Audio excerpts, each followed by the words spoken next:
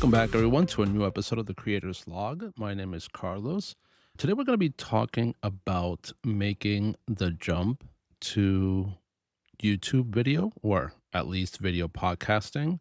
For me, videos is still YouTube. I know Apple is going back to doing video. Spotify has been doing video for a while now. YouTube obviously is video king.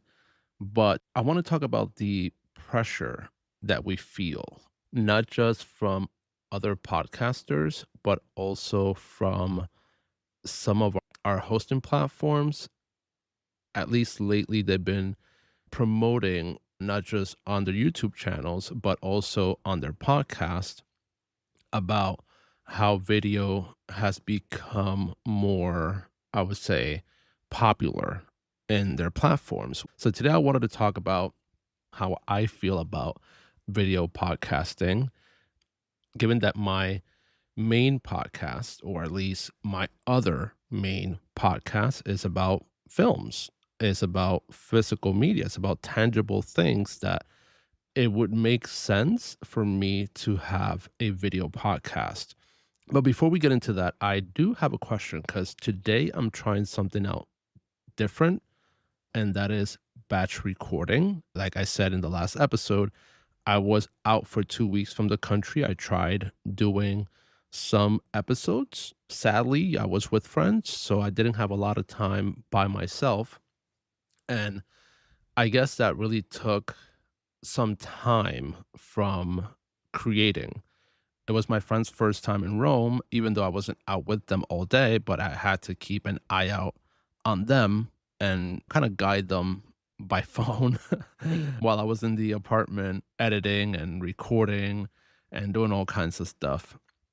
But I do want to know from you guys if you batch record and how does your process work? Because my thing is, it's not about the batch recording, it's about the editing. I do a lot of, I would say, opinion pieces, to put it that way. Is not like a deep research podcast where I'm investigating murders and stuff like that. So there's not really a script to it. And even when there is a script, it's something that I already said that got messed up and I created a script out of it. But my fear of batch recording is if I'll forget the central idea of the episode. If I'm talking about a specific theme and then a day from now, I'm batch editing and I don't remember what the central point of the podcast was. Now, if you have a guest or something, it's probably easier because you know what the guest is saying back to you and you can kind of remember what the idea of the episode was. We edit from, I don't know how you guys edit, but I edit from beginning to end. And I don't know if I'm cutting something 5 minutes from now that 20 minutes from now I needed. And I have no pity on cutting my words. I've deleted sentences, paragraphs that I'm like, people don't need this. People don't need to hear my opinion on this. So I just delete that. But I don't know if you guys are used to it. Again, it's my first time doing batch recording, and my voice is already gone a little bit, but that's from yesterday as well. I want to get to know your process on batch recording. So if you already follow me on Instagram, hit me up. Let me know how that works for you. You can find me at KRPODLAB on Instagram. That is KRPODLab. Yeah, I'm very interested in that process because I keep hearing from gurus, yeah, I batch record 10 episodes a day. And I'm like, and you sound like that? I talk a lot for a living. So batch recording is not necessarily the first thing that comes into my mind to sit down on my day off to batch record and then to batch edit. Getting into today's topic about video podcasting. Yesterday, or if you're listening to this a year from now, on my last episode, I talked about the process of taking the audio from rss.com and putting it into YouTube. but as an audio video, not as a talking head. So today, I want to talk about my thoughts on putting my face out there. Like I said, I have a physical media podcast, and sometimes I'm explaining, for example, right now, I will grab a movie from the stock that is still on my side from my trips to Rome and Madrid. And I want to explain to you guys the transfer. And if you don't speak DVD, Blu ray, 4K, that's totally fine. Transfer is like how the film was put into this disc, basically. If it was restored or if they made any enhancements or whatever, has nothing to do with this podcast. But my point is that if I'm explaining something to you about this film that I have in my hand, this Blu-ray that I have in my hand, and I want to say the cover looks like this. So I have to be more detailed into what I'm speaking or putting out there audio wise. So I have to be more specific. I have to be more detailed because you do not see what I have in my hand. So it is convenient for my physical media podcast to have a video component. I do small shorts on YouTube where I show my purchases. It's called a haul, but when you put it that way, it sounds very weird.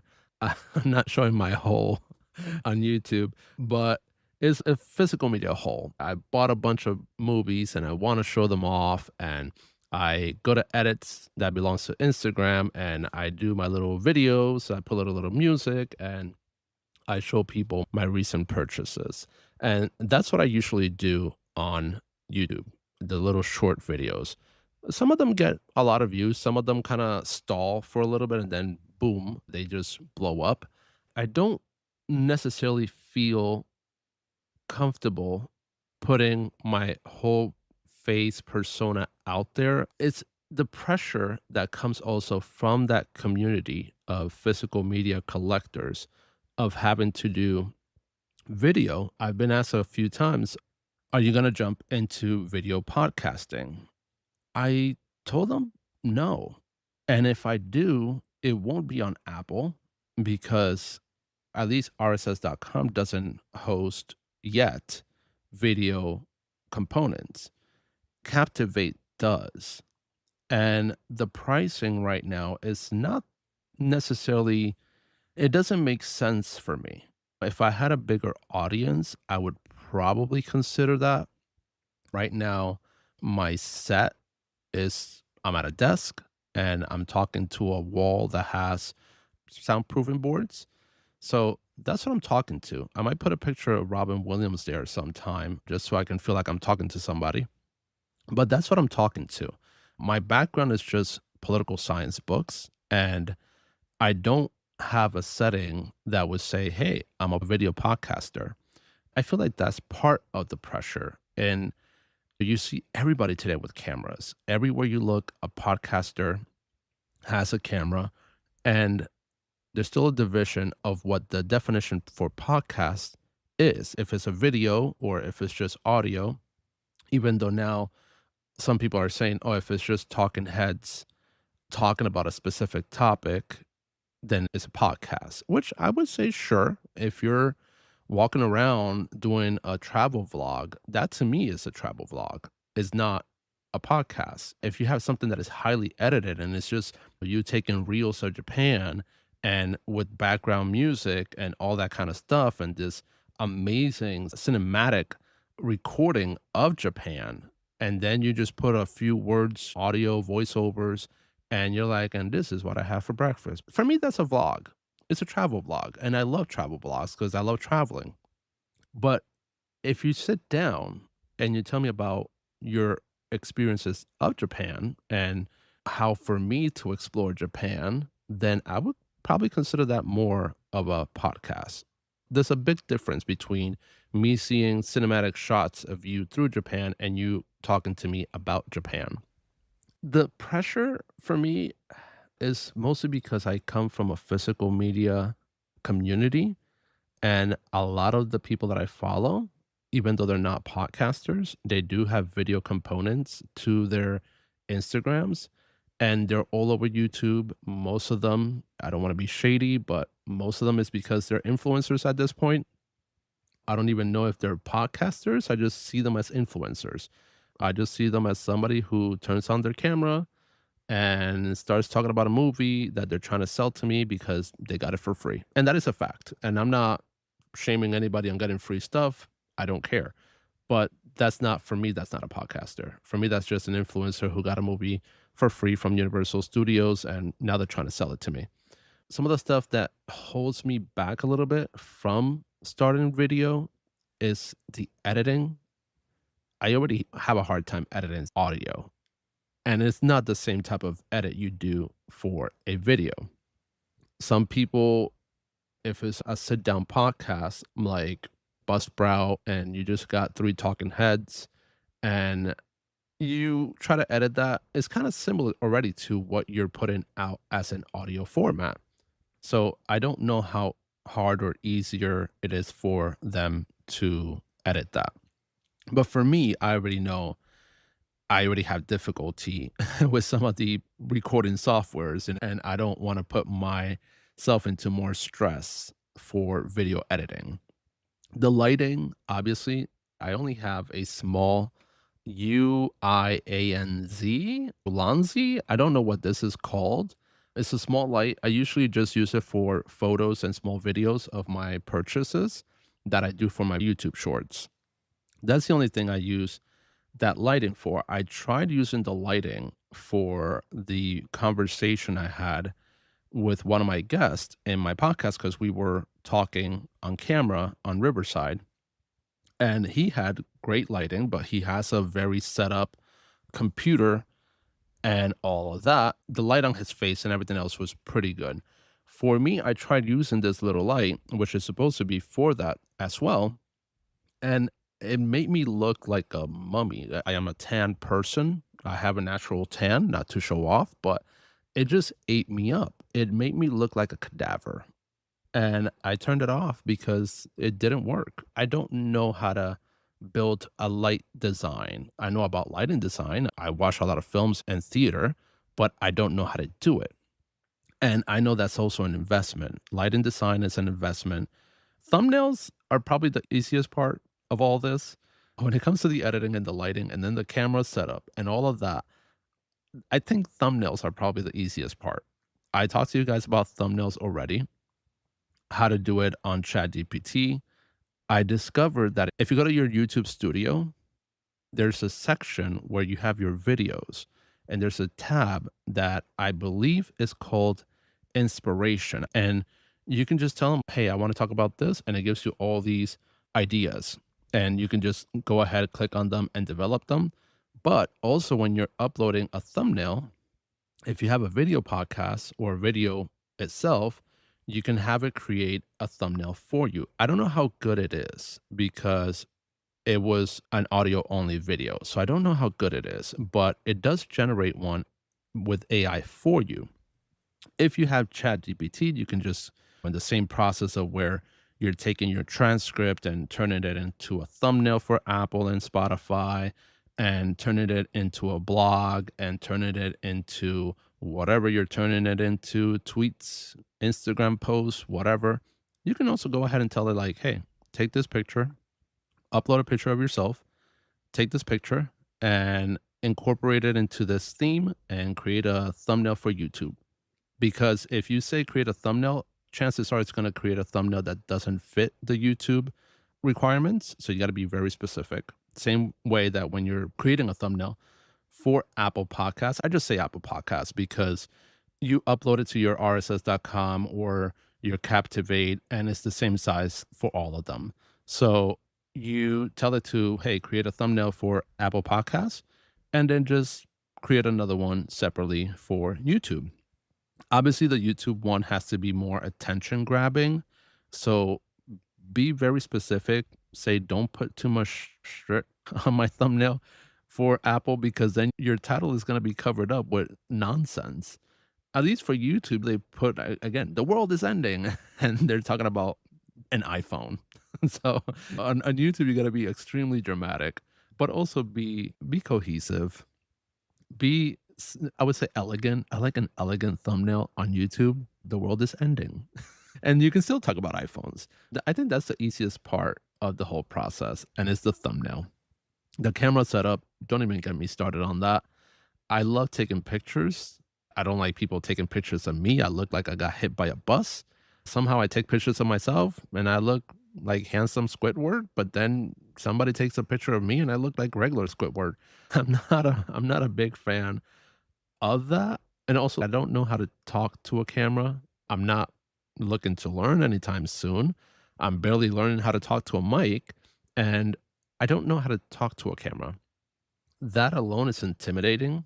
And if I want to try to create something, if I'm looking to create at this moment, I feel like having to learn how to talk to a camera is probably just going to be another excuse for me to procrastinate in creating. For now, I just want to get my points across. I just want to talk to people. I want to create a community of people. And then later on, as I do that on the side, I'll try to learn how to talk to a camera. And maybe in a few months, maybe in a few years, or maybe when it gets cheaper to host video podcasting, I'll do it.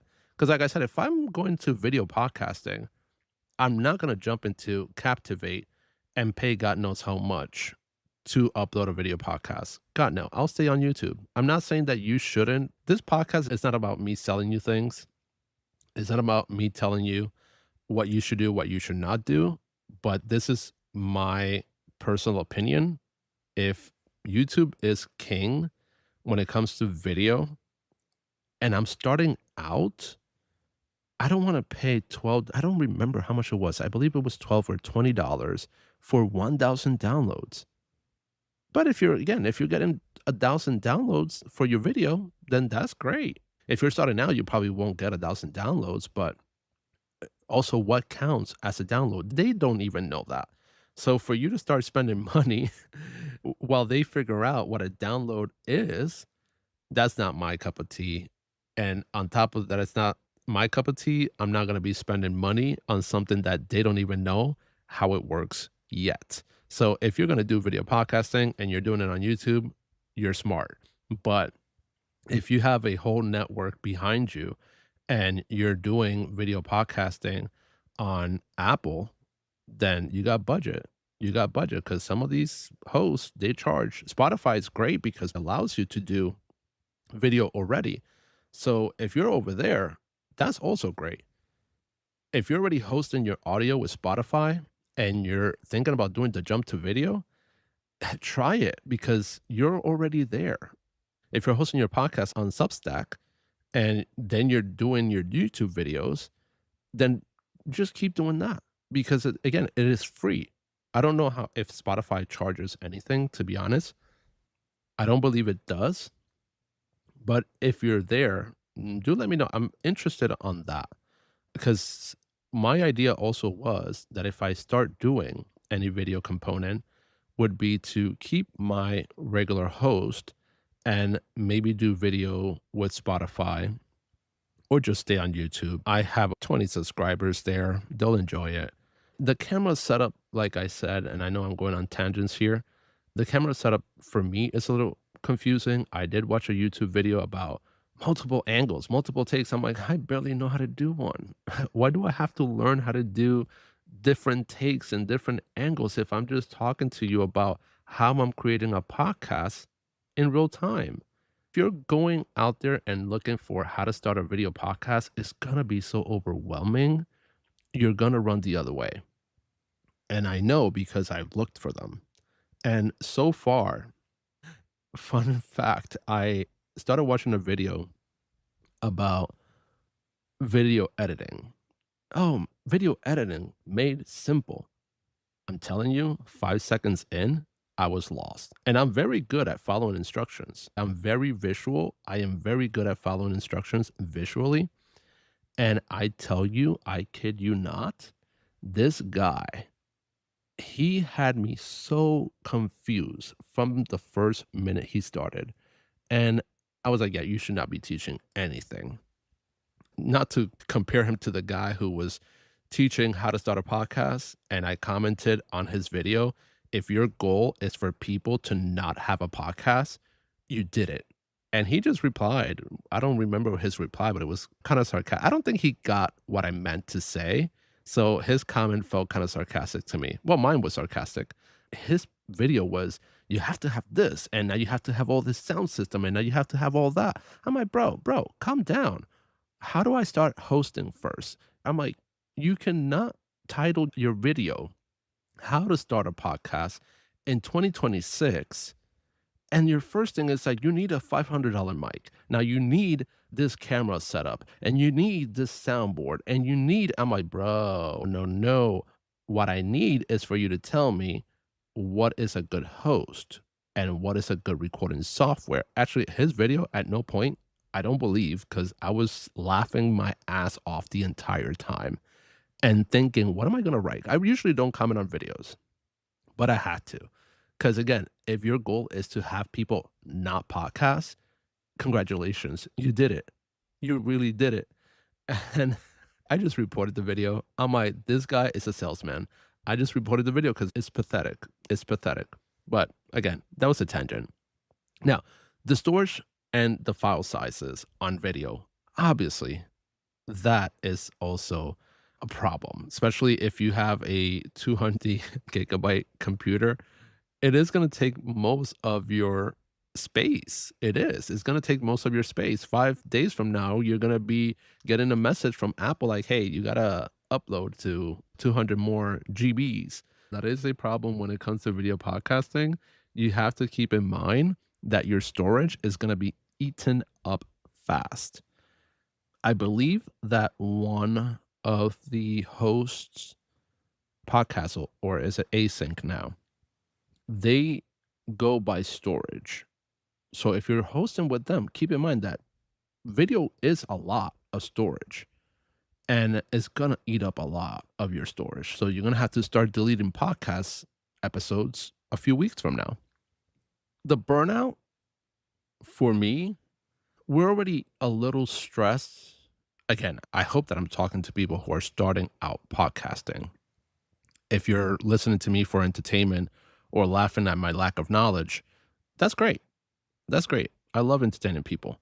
But my thing is, if I'm talking to people right now that are starting out podcasting with me, going with me on this journey, making the same mistakes as I am, burnout is real. I don't think the burnout is from creating too much, too many episodes, too many batch recording.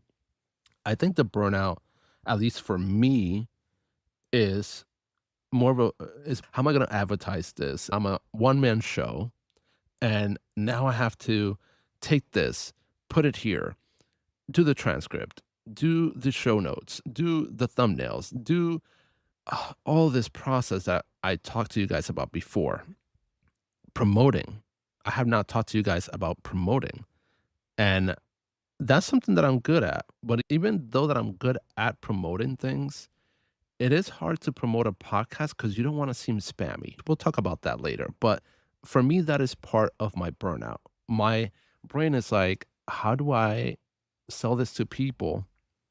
Because if it's an event of mine, I could just, hey, drop in to your DMs and be like, hey, I'm having an event. You want to come, bring some friends. But if it's a podcast, I don't want to be sliding into your DMs and be like, yo, listen to my podcast, new episode out. I have someone who does that. I'm not going to lie. I like the guy. Super nice, good friend. If you're going to text me, at least say hi. This is not on Instagram, by the way. This is on WhatsApp.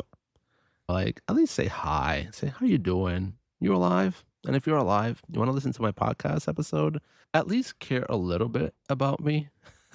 Don't just airdrop it or like, blame, there it is.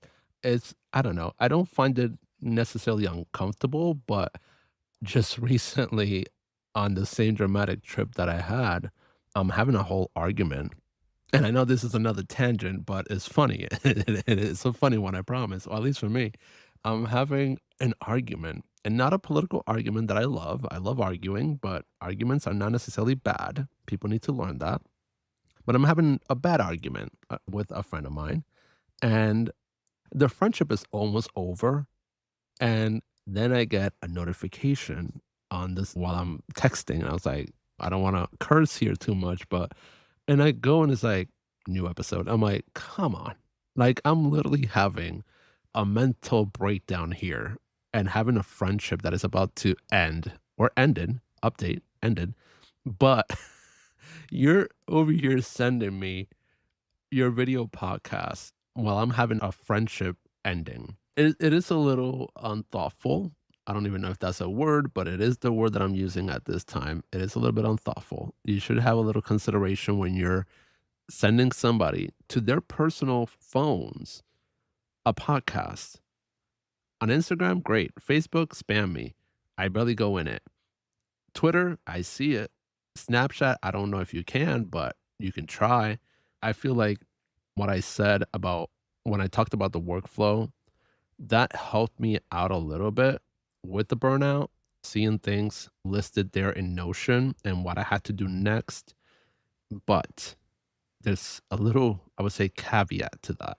Even though I felt less burnt out, I still felt a little pressure because now I have this to-do list and I felt a little pressured. And when I wasn't going down the list and a new idea popped up, I felt that I was skipping and jumping and doing all this kind of stuff and it burned me out. So even though you're organized, is if you don't follow what you have to do next, what you are talking about next, it could burn you out as well because then your brain is going to be scattered. I still have this episode that I was supposed to record last week. I never did it, and now it's still there pending. And if you're clicking that the episode is being developed and it's not, it creates a mental pressure that could lead to burnout because then you don't want to do anything. So burnout could be different things. And we just got to be careful and walk a line that is not too much overworked so we don't feel like we're running behind, but also not to be too laid back and be like, I can record that tomorrow because chances are you don't know what's going to happen. So you might get busy and you might not be able to record it. And hey, guess what? Now you have something else to do. But is YouTube worth it? I would say, is video podcasting worth it? That's the best question. Not YouTube, because YouTube, like I said, you can use it for different things, but is video podcasting itself, talking head, camera setup, all that kind of shebang, is it worth it? If it's a long form, if you're doing long form episodes, I would say I'm a fan of both. Some people say I like short forms, some other people say I like long forms. I like them both because it really depends on what you're talking about. If you are starting out from point A, taking me through point B, and ending with point C, yes. If you have all of that fleshed out, yes. Now, if we're doing an opinion, a quick opinion on either a film or a book, maybe a book is a little bit more long form, but if it's a film or a restaurant that you ate or an app that you discovered, I think a short form will suffice because you don't need an hour video to tell me about the Google Docs app. Unless you're taking me through the whole app, but I have it and I can say, I have the Google Doc app. I like it very much. This is what I do. I just write on my computer. And then when I want to look at my notes or add an extra note, I just go into the Google Doc app and I do it there. And then it reflects on my computer. Great. Move on. That's all I have to say about it. I could do that in a short video. So is it worth it? Sure.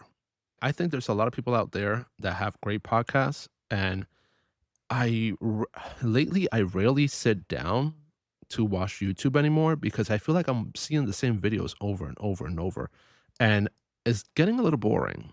So most of the time now, all I do is I put on my headset and I just listen to podcasts. I don't even watch the video podcasts. They keep popping up every time I try to log in and they have a video component. they pop up and it's annoying. So if that annoys me, I don't want to annoy people with that. So that's probably another reason why I'm staying out of Apple, because I don't want to have people by mistake click on my video and they really didn't want to watch it. And guess what? If I'm on Captivate, that counts as a download. So I don't want that. I don't want that stress. And I would just keep thinking about the possibilities of using YouTube.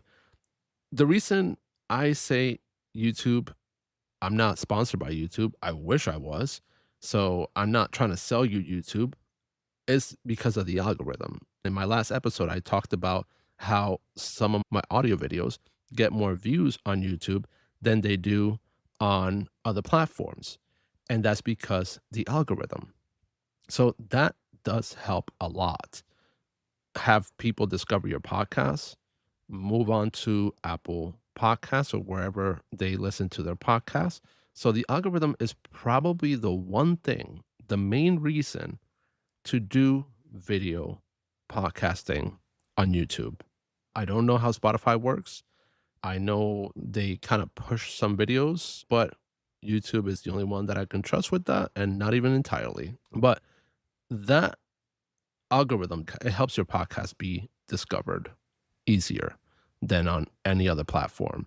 So whether it's an audio only that has a disadvantage over video, yes, you might have something that is audio only that goes viral versus somebody who is doing a whole talking head that may not. I think it's more about the algorithm and what people's interest is at the time. Maybe somebody wants to sit down and watch somebody talk, or maybe they just want to put something in the background. But if you're going for YouTube, most likely is that you want to watch somebody talk. So that's, I would say, when it comes to the advantages here, I would say video talking heads probably takes the win just because that is what YouTube is for. If people want to listen to a podcast, they will listen it most likely on a podcast platform. But new generations are using YouTube for podcasts. I'm being very careful with exploring video because I don't want that to be another, I have to do all of this now to be like everybody else. So if I see myself doing that, I will stop because I don't have the budget that many of these people do. I mean, my setup is pretty good for someone who's starting out, but that's because I like sound. That is because I like to feel comfortable that I have things that will support me for a few years. That's why I invested a little bit in some of my gadgets and stuff, my mic and all of that stuff. I'm experimenting very carefully with YouTube. I started out with short videos for that same reason, so I can get to know that world of YouTube. And I don't want to be overwhelmed with production. So that's why I'm taking baby steps towards YouTube. My goal in the next few weeks, at least during the summer, is to sit down, look for better videos on how to edit video podcasting, and go from there. Baby steps, learn from there, start knowing the programs better. I already have enough problems with Riverside as it is with editing my audio. Imagine trying to edit my video. It's gonna be a shit show. At least for me. At least for me. I have friends who do video podcasting or video talking heads on YouTube, and I want to see if they can help me out a little bit. One of them reached out to me and said, "Hey, I can help you with whatever you need." And I know some of them use CapCut a lot. I tried using CapCut and it was too difficult for me. I'm a very simple minded person when it comes to all this digital stuff. So it scared the shit out of me. But not every podcast also needs to become a TV show. We're not a TV show. We're just listening to each other and now doing it face to face. If you have an audience, you want to keep that same vibe going. You don't want to have an audience of people who just love listening to you speak about whatever topic you're talking about. And then you start doing videos and you become Mr. Beast. I don't know how I would feel about that. So it is a very thin line also to walk. Just because you're doing video doesn't mean you have to become Mr. Beast all of a sudden. But if you're doing interviews, then that's great because you can have a little bit more of a sit down setup and attract more viewers and still keep the same viewers who know you for doing great interviews because that's why they hear you for. And now that's why they're watching you for. So just be very careful not to change your persona, especially if you start gaining more views on YouTube, because once people start getting views, the addiction does not stop.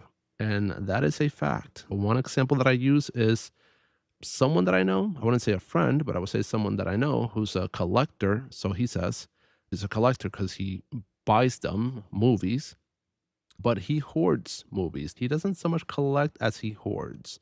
And there's a few times that he's texted me like, "Man, I'm broke. I gotta stop buying too many movies. I gotta stop doing this, stop doing that." 5 seconds later, he just posted another stack of movies. "I just came home from Walmart and this is all I bought." I'm like, "But dude, you just told me you were broken, about to be on the streets because you can't pay your rent.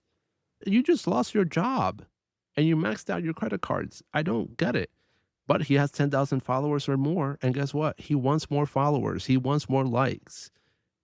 And that's an addiction. He's not doing anything with all his collection. He's not sitting down watching all these Eric Romer French films and doing an analysis on them. No, he's not. He's just hoarding films. And I gave him advice once. He didn't take it because right after we finished talking, he went to Barnes and Noble and said, "I didn't buy books, but look what I bought." Yeah, okay. So don't ask me for advice if you're going to go do the opposite. And a lot of video podcasters or a lot of video talking heads on YouTube, that's precisely what they are. They're addicted to likes, they're addicted to subscribers, and they know that if they start a new channel, they're going to get bumped. So they have another channel and then they pop out another channel. If you're addicted to likes and followers, you're not really here for me. You're not really here to talk to me. You're just here because you want the monetization. You're here because you want free stuff from companies, and you're not here for me. That's why I stopped watching a lot of YouTube videos of people that I actually like, because at the end of the day, I couldn't trust them. I don't need to trust them. They're just YouTubers. So everybody who was here when you started no longer matters to you. Remember, keep your identity when you do your jump to video, because that's what people are following you for. And I always ask your listeners how they consume their podcast, because even though you're doing video now and 90% of them listen to your podcast on Apple, Spotify, without video, Overcast, whatever other platforms are out there, why would you invest so much time on video podcasting then if your listeners are over there listening to just your audio? The best way someone once put it was that if you're already doing your audio and you have a camera, then record yourself. Okay, but if I'm not dressed, why would I care about that? Like, why would I have to care about that if I just want to start talking to people? Oh, just turn on your camera and record yourself, and that way you can have both things. Well, yeah, but if I make a mistake and then my video looks choppy, that's a whole editing process. So it's not just turn on your camera, because I have my camera on right now. But when I edit all this, it's gonna look very choppy if I'm on camera. My hands are gonna be up. My movie was gonna be on one hand, now it's gonna be on another. So the cohesiveness is gonna look horrible. There's not gonna be any. So just be careful again with the people you're taking advice with that are already very pro at video podcasting. If you're gonna venture into video podcasting other than just audio, take it slow. It's another journey. It's unknown waters, and you don't know what you're going to be facing. You're going to be exposing yourself to more criticism than you are already with your audio podcast. So just be ready for all that. YouTube is a whole different world. It's all about how you put yourself out there. I don't care about criticisms. I take them if they're good. I'm at an age that I don't care about anything. So let alone your opinion on how good or bad I am. Good, I care. Bad, I don't care. Unless you're giving me a constructive criticism, if you're just being petty, I don't care. You're gonna have to be made of steel once you go into that world of YouTube. So keep that in mind. I wish you guys the best if you're gonna go into that world of YouTube. Also, one thing that I wanted to mention, I did recommend this script. I told you guys to try it out, and I put a link at the bottom of my episodes. What I didn't notice was that it's a 50% off the creator's plan, which is the higher plan after mine. I have the hobbyist, and it gives me enough recording time. It gives me enough AI credits. The creator one gives you even more time, more AI credits. I did not know that. I just posted the link here for you guys to try it out, even if it's free. I don't care. But it's actually a pretty good plan because I think it's $35 and it's 50%. You'll basically be paying less than I am for the hobbyist. So I don't know. I might, I'm thinking about something. So go ahead, check it out. It's for 2 months only. So you get 2 months, 50% off the creator's plan is the best way to try it out because it gives you all the gadgets, all the AI, all that kind of stuff. Y'all know that I'm not married to the script, but if you're paying way less than I am for what I'm getting, I kind of envy you. So go ahead, check the link out. Again, it's for 2 months. So after 2 months, you can just go ahead and downgrade to whatever other plan you want. But try out the AI on the script, especially if you're going to be doing your video podcasting now. Thank you so much, guys, for your time. I appreciate every moment that we spent together, and I will see you guys next time. This has been the Creator's Log. Do not forget to follow me on Instagram to send me all your questions. Remember to tell me if you do batch recording, if you're going to start YouTubing, if you're going to become a YouTuber, if you're going to become famous, please let me know. DM me over there on Instagram at KRPODLAB. That is KRPOTLab at Instagram and also KRPOTLab.com. I will see you guys next time. This has been the Creator's Log.